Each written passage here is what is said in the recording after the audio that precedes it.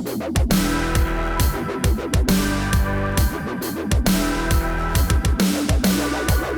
let's talk about the final stage, stage 4, which is the harvest stage, the 3D course for the 2022 BMAC games. It's a 20 target course that's going to be fairly challenging. This will probably be one of the most challenging 3D courses that you'll experience. We will have some good topography, some steep uphill, steep downhill, probably some close encounter shots where you have to, get your arrow between some limbs. So it's going to be a fun shoot. This stage is on Sunday. It's the final stage. For those of you that did this last year, you'll notice that we switched the pack out and the harvest stage. We flip-flopped them. I did that for multiple reasons. The biggest one was there is a lot of time to be made up or to be lost in the 3D shoot. It's 20 targets, and let's talk about scoring. So all of the 3D targets will be scored this way. The 3D targets that are on the Beast course, the 3D targets that are on the Pursuit stage as well. So there's probably going to be 6 targets between those 2 stages, plus the 20 targets on the Harvest stage. So we do things differently for the BMAC games. We look at a heart shot as a time bonus. You get time taken off of your overall time for every heart shot you do. The heart is, if you're familiar with 3D targets, there's usually or almost always a center heart, what's usually typically called a 12 ring. We ignore that 12 ring and we go with the larger of the heart, and that's the heart shot. And then we have the lung line, which is vitals, okay? And then outside of that lung line is a body shot, and then of course you could potentially miss the target as well too.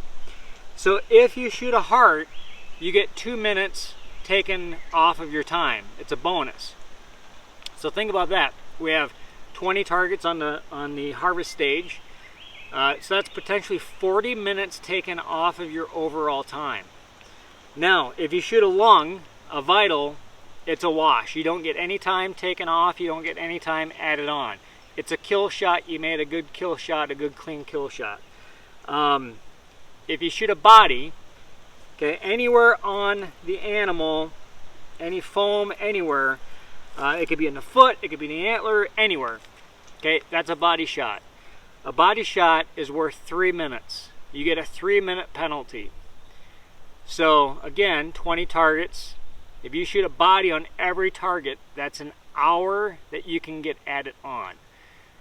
So the difference between shooting a body on every target and shooting a heart on every target is an hour and 40 minutes.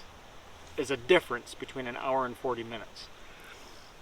If you miss it, it's a 2-minute penalty. So there's a bigger penalty for wounding the animal than there is for a miss.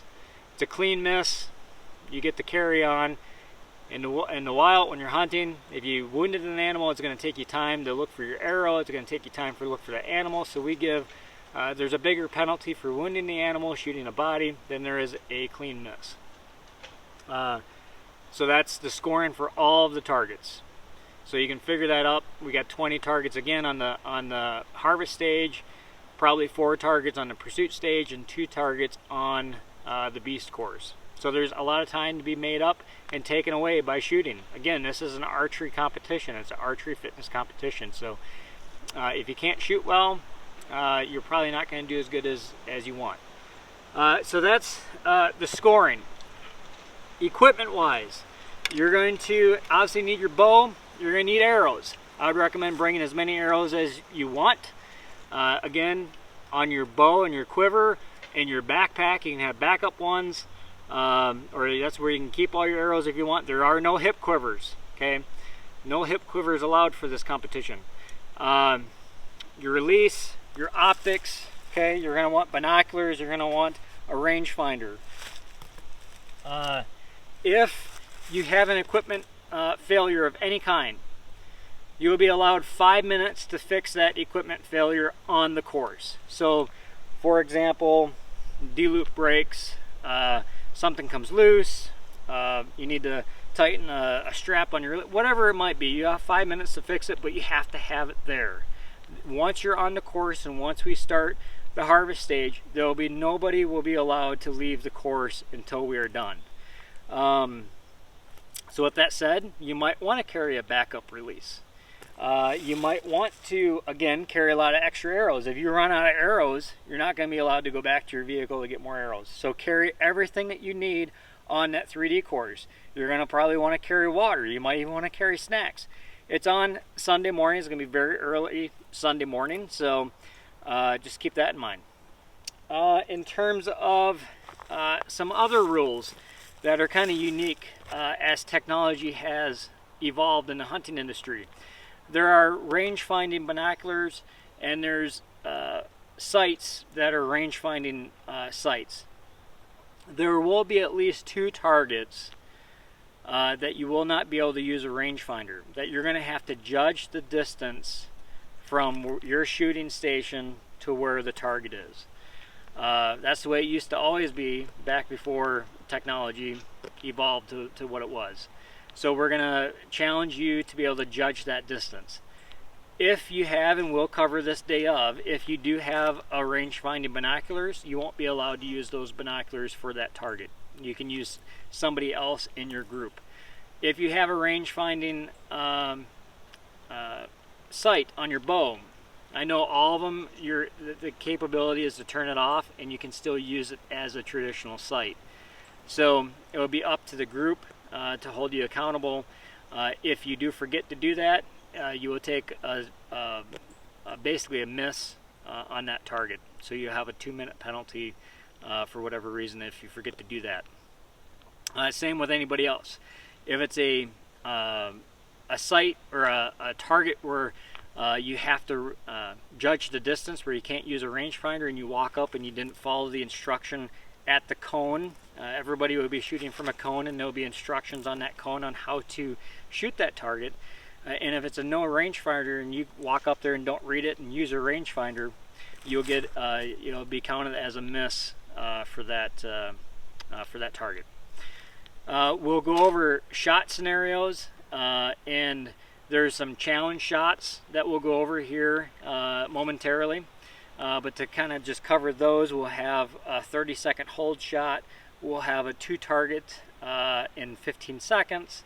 We might have a 5-second shot. There'll be shots where you have to shoot from a kneeling position, maybe a shot where you're drawing from behind a tree and you have to step one way or the other to get around the tree to make your shot. So it's very realistic hunting scenarios that you're going to encounter on this 3D course. To make things even a little bit more high pressure for that Sunday morning, this is again the final stage. You will be grouped in groups of 4, and that group will be basically whoever's the closest to you in terms of overall time for the competition. So 1st through 4th, you will be in one group. 5th through 8th will be in another group. So that's you'll be able to, you'll know exactly where you are Sunday morning in terms of overall standings, and you'll be shooting with those that are right there grouped with you. So it's going to probably create a little bit more nerves and just make it more realistic, just like in hunting scenarios. So really looking forward to this stage.